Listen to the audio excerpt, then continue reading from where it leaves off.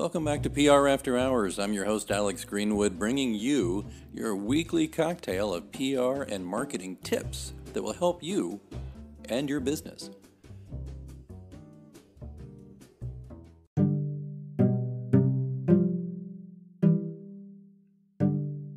Stick around, we'll get started right after these messages.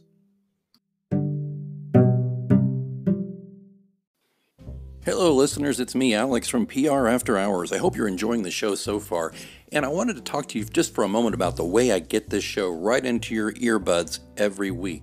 It's because I use Anchor FM. Now, I've told you previously that I've been podcasting since 2006, back when we used stone knives and bear skins and a couple of Dixie cups and string. Anchor FM has really streamlined this and made it simpler for people who don't know the first thing about setting up a podcast or don't have, time to learn all the pro tools and stuff, because it's all right here. First thing that's important to know is it's free. There are certain tools that will allow you to record and edit your podcast right from your phone or computer. Anchor will then distribute your podcast for you so it can be heard on Spotify, Apple Podcasts, and many more. That's huge. Distribution is a big pain in the butt, to be honest with you, so it's really great Anchor FM can do that for you, and you're not paying hosting fees. That adds up every month. It's everything you need to make a podcast all in one place, so download the free Anchor app or go to Anchor FM to get started, and be sure to join me in the virtual cocktail lounge on PR After Hours. Well, it's no shock to frequent visitors to the virtual lounge that in my career as a journeyman PR professional, I worked in higher education. In fact, my first PR job was an associate at the University of Oklahoma Health Sciences Center in Oklahoma City. And eventually, I worked my way up and became the director of marketing and PR media services and to a large degree was the right arm to the president of a small college in southeast Nebraska. And you know what? It was the time of my life. That one in particular, being the director and running my own shop and having my own staff, that was it. And that is why when I saw this great new book out there about higher ed PR, I just had to learn more.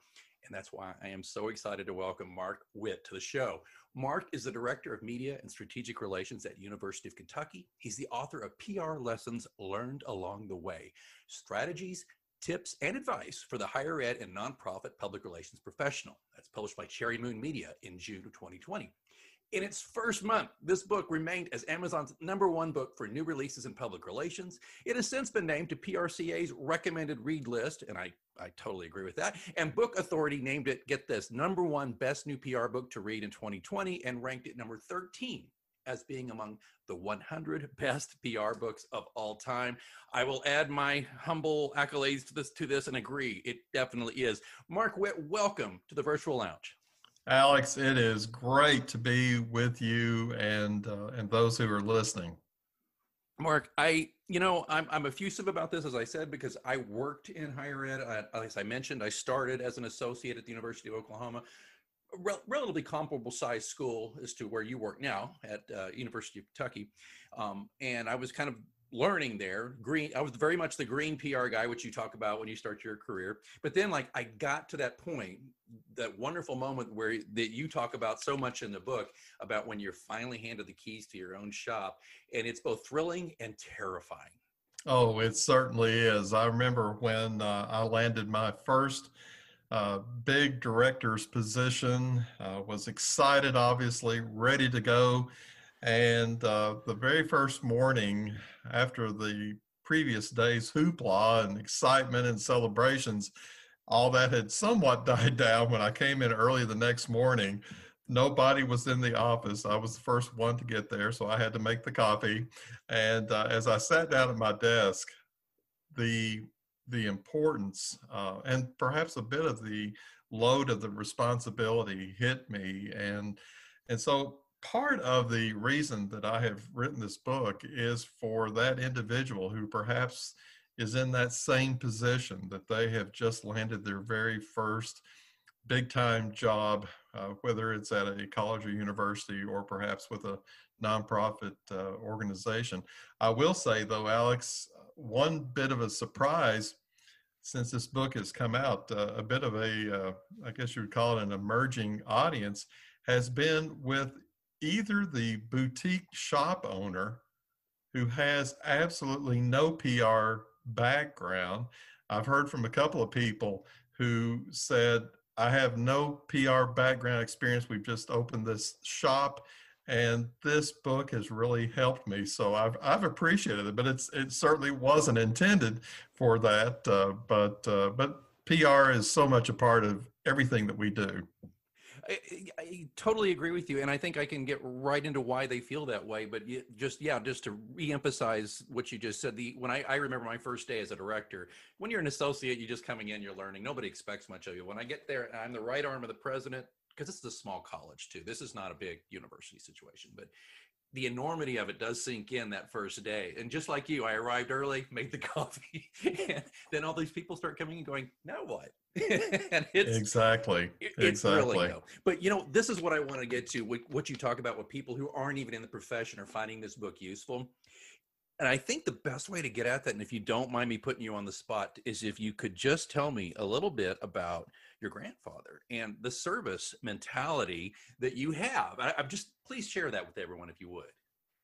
Well, thank you. I really appreciate that, Alex. My granddad, my maternal grandfather, was certainly one of my life's heroes. Uh, from the from early as I can remember, my granddad Spears was such a legend, not only with his family but the community where he served. He owned and operated a service station, and hopefully there are few who are listening in who can remember actually when what service stations were before all the convenience stores popped up and you pumped your own gas. But he had a pure oil service station located in the heart of downtown in my hometown of Paintsville, Kentucky, population 3,000. And boy, the lessons I learned from him. I will say I never will forget the very first day I came to work, and I worked for him during the summers when I was in high school. So the very first day that I came to work, I had a pair of cutoff shorts, sandals, and a t-shirt. And when I showed up, he looked at me and he said, Mark, I thought you were going to start working today. And I said, well, yes, I'm here. He said, not dressed that way. He said, we've got a uniform for you. And so sure enough, I put my Pure Oil service station uniform on and worked. And I just learned so much from him, Alex. And if I could just tell a real quick story of a lesson that I thought was significant and continues to remain with me. Where the station was located, there was an Army recruiting office right across the street. And the recruiter at that time, a sergeant, had a beautiful 1968 apple red Corvette. Ooh.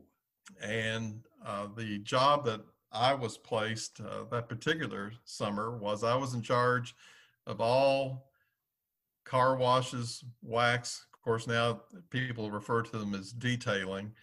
But before that word became kind of the buzz for today, I was in charge of making sure that if a car was pulled in, that by the time it left, it was as shiny, if not shinier, than what was found on the floor room of a car dealer. Right. And so he brought the car in and barked out the orders of how he wanted that car to look. And so I literally worked on that car for probably about 4 hours, making sure that everything from top to bottom was perfectly clean. So I was pretty proud about it, and my granddad was pretty proud about it. And having his approval meant a whole lot. And so the sergeant came back over, and it's the only time, Alex, that I have literally seen where the white glove test came out. Whoa. And this sergeant put his white glove on and started running down various parts of the car and could not find anything until, guess where he goes? To the tailpipe. No way. No way. To the tailpipe. And so obviously, there was soot all over it. These weren't chrome tailpipes. These were just the standard tailpipes you would have on a car.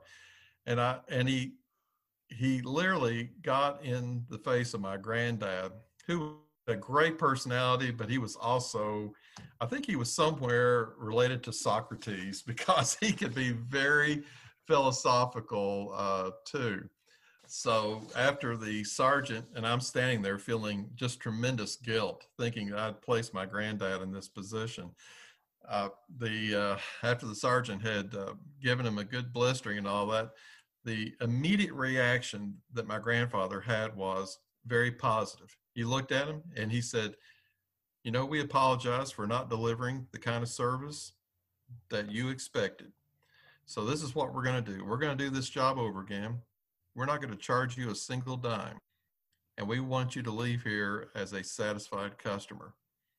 He never put me down. He never said, "Well, this grandson of mine just fell short." He took full responsibility. Yeah. And guess what happened? Well, that car came back better than ever, and that customer came back over and over and over again. So, to have that kind of experience all 4 summers of your high school working side by side with your granddad like that, it was unbelievable, unbelievable. And that's something you mentioned in the book is he did not argue with the customer. No, That's not no part of his makeup. excuses. No excuses. No excuses. Yeah, even if they're being unreasonable, he found a way to deal with unreasonable people by increasing the level of service and moving on. I mean, you don't say anything about maybe somebody so irrational that he had to say, "I can't work with you." He always seemed to find a way. And to further that point, the other thing that impressed me, maybe not at the time, but later Yeah. after I thought about it, was that after the sergeant walked away, rather than turning to me or turning to a couple others who worked at the station and to make a comment like, "Boy, can you believe that guy? Who's he think he is?" No, not a single negative word. He looked at us and he said, "Okay, we've got a job to do. Let's get it done." And he was really excited about it. And we believed that we could be better than we were before. And so, here again, positive lesson that, you don't have to be necessarily a professional public relations person to learn from something like that, because that is applicable in so many, if not all, of our professional lives. Mark, and that I want to get into the actual structure of the book in a moment, but I just had a few top level things here. But it's important, I think, for listeners to understand you do have a servant mentality, I believe, with how you conduct yourself as a professional, and I think that serves you well and serves your client, who is your employer. But if you consider your employer a client, right, and the various stakeholders you have to work with in what you do at the university. But one thing that I was thinking about was, you made the distinction between public relations practitioner and public relations professional. And I just think we kind of just can ease right into that from this story. Can you tell us where you are on the practitioner versus professional and why? Well, I know some might be saying, "Well, that's just a merely matter of semantics." But I would argue that for those of us who dig really deep into this work and are about constantly improving the art and craft of our profession, that we seek to be professionals. Practitioners, to me, and I know this is just one man's opinion, but practitioner to me, as I pointed out in the book, tends to be somebody who perhaps is just seeing to the tactical objectives of the work. But for the public relations professional, this is a person who understands the strategic, the deep business side of our work, understanding the importance of networking, and obviously what the bottom line is for anything we do, the absolute importance of relationships and relationship building and maintaining those. Regardless of latest fad, whatever the trends are, it always comes back to that, building and maintaining the relation. So what I heard too, and you tell me what you think of this, but what I heard too was, because I've seen this throughout my career. Now, my career, I'm building on about 27 years in the business, 10 of which, almost 11, where I run my own shop. But the point being, there's often, at least I have found this, public relations professionals have to occasionally, not occasionally, often have to kind of earn the respect. There's some people can walk into the boardroom. There's the president, and then there's the VP of the financial people and the bursars people. All those people, it seems like they seem to me had instant credibility, but PR people seems to often have to earn credibility first. And what I'm hearing from you is that by going with a professional mindset rather than a practitioner mindset, you are instantly saying, I know what I'm doing. I am a professional. I am credible. Whereas if they see you as somebody who's purely tactical, you look a little more like a functionary. Sorry, it took a long way to get around to that point, but is that kind of what you've seen? Or there have been several surveys that have been done with college and university presidents and nonprofit organization CEOs about this kind of difference. And in almost every one of those studies that I have read, the good news is that the tactical objectives of our work, like preparing that all important press release, or preparing for the event of some kind, or turning out a media advisory, or designing a publication of some kind, or editing the newsletter. All of those are obviously very, very important. And the presidents, CEOs of both nonprofits and higher education have given us high marks for doing really outstanding jobs on that. But where they want to see the greater growth is becoming bigger about being better at strategic communication and advising them accordingly. And so that's part of the argument that I make in this book. It allows us to be able to shoot, all of us to shoot for a goal. Yeah, that's one thing I say all the time to prospective clients is say, well, tell us what you can do for us. And one of the, and they do want to hear all those tactical, like those lists, right? But the one thing I say too is I can help you see around corners. And they're like, what? See around corners? But that's just my kind of folksy way of saying strategy. I'm strategic. I can look at the big picture for you because on my level, of course, this happened too when I worked in higher ed. Departments focus on departments. They focus on what's in front of them. But I think you're most used to your president or your chancellor, whoever you work for, your provost, you're most used to them, besides the tactical stuff, is helping them see the big picture. And also being a sounding board, this is something I really developed in higher ed that I've used with corporate clients and others, is being kind of a devil's advocate, but making sure that the president gets reflected back to him what I think, based on my experiences and my professional abilities, the public might say, or your other stakeholders might say to an initiative, or even just something as simple as a speech. So I think that's a real benefit, Mark, to think of it that way. And so as we look at the book, now a lot of this stuff is through years of writing for University Business Magazine, correct? That's correct. That's correct. Okay.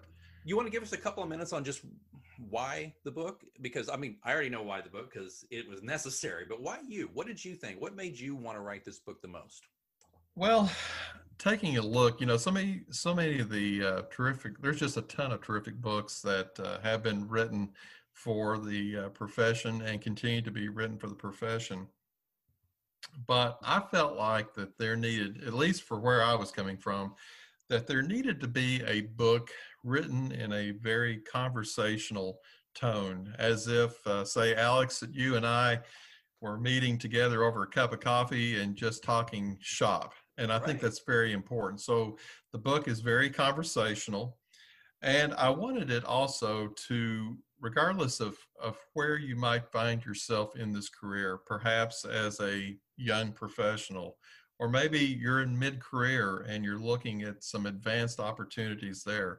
Or if you're like me, somebody who's been around since the dinosaurs were roaming the earth, that senior professionals also need to keep encouraged and to continue to push themselves to remain relevant in the work.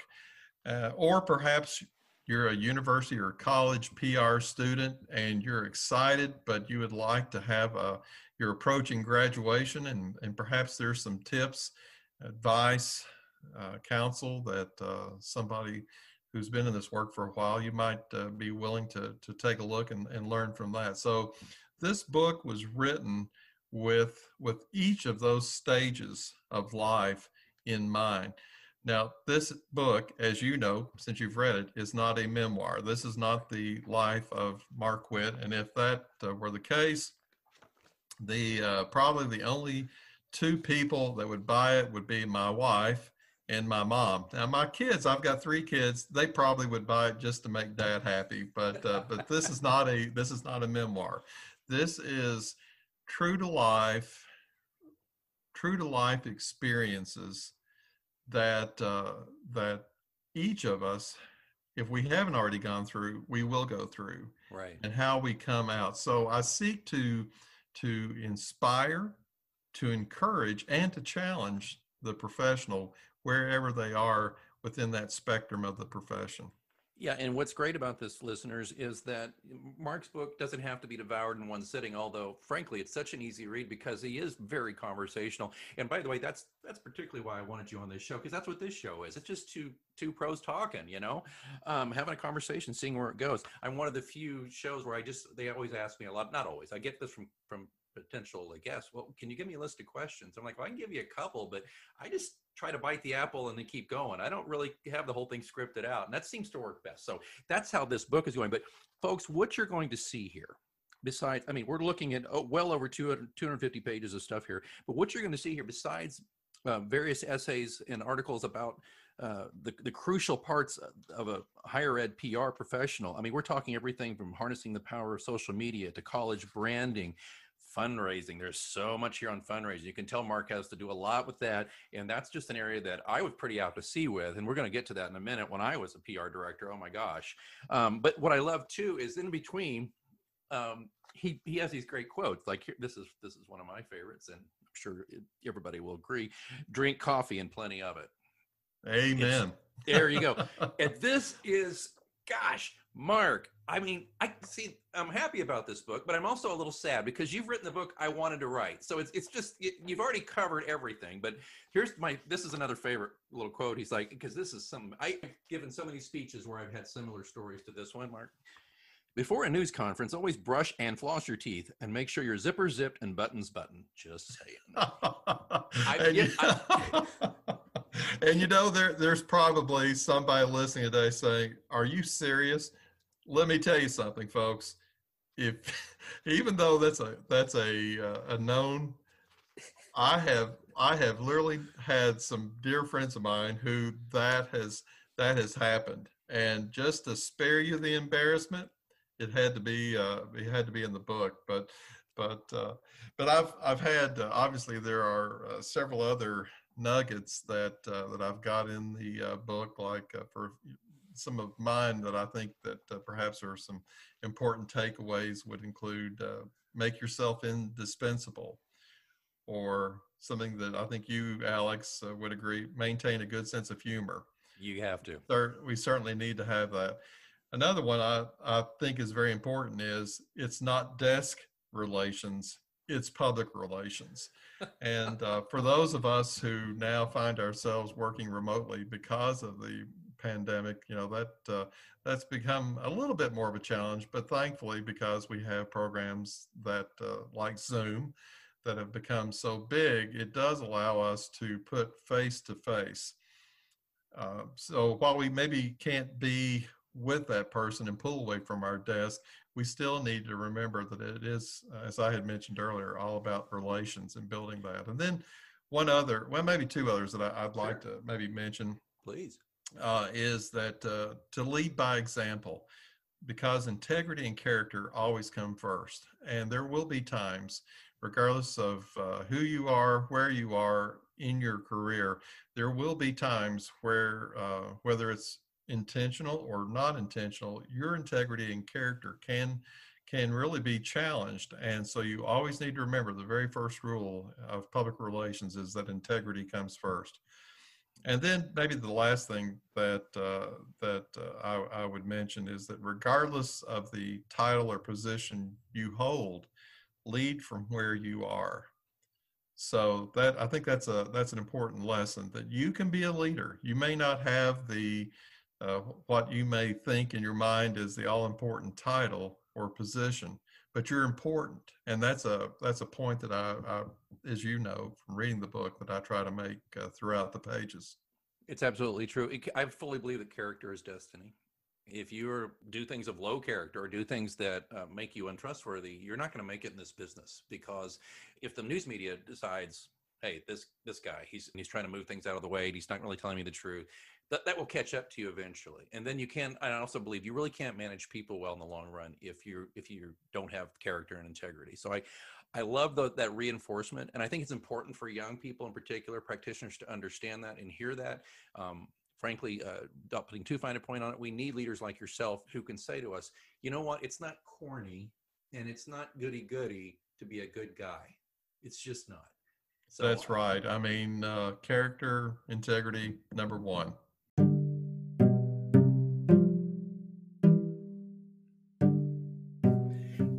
Well, we had a great interview there, and we're not finished yet. We're going to be back with more of Marc Whitt in our next episode, and we're going to talk a little bit more about his career, his life, and of course his book, PR Lessons Learned Along the Way, Strategies, Tips, and Advice for the Higher Ed and Nonprofit Public Relations Professional. And if you would like a chance to win an autographed copy sent directly from Marc to you, all you have to do is go to the link in the show notes to the AGPR Facebook page, leave a comment and say what you enjoyed most about or what you learned the most from this interview with Marc. And everybody who does that in the next week or so will be thrown into a hopper. We'll give you a number for your comment, and we'll do a random number generator, and we'll draw a couple of lucky winners to get a copy of Marc's book. So please make sure you do that. The link is in the show notes.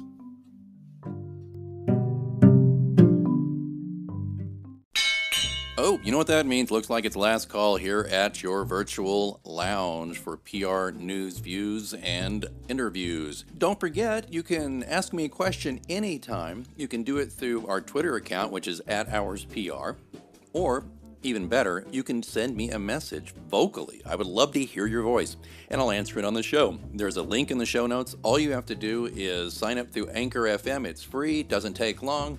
And you record your message, I get the message, I will play your audio. Just give me your first name and the city you live in, and then I will answer the question to the best of my ability right here on the show. Don't forget to, if you're enjoying this podcast, you can support it and help increase the frequency and value of the show. Just consider being a sponsor for your brand or your agency or just yourself because you're like, I like this show. Or just drop a few coins in the virtual tip jar. Either way, there's links in the show notes. Please check that out. All of that, of course, being in the show notes where you're listening right now or at prafterhours.com. I see that they're turning up the lights. Last call is over, and I've got to clean up this virtual lounge. And until next time, I'm Alex Greenwood, and you've been listening to PR After Hours on Anchor FM.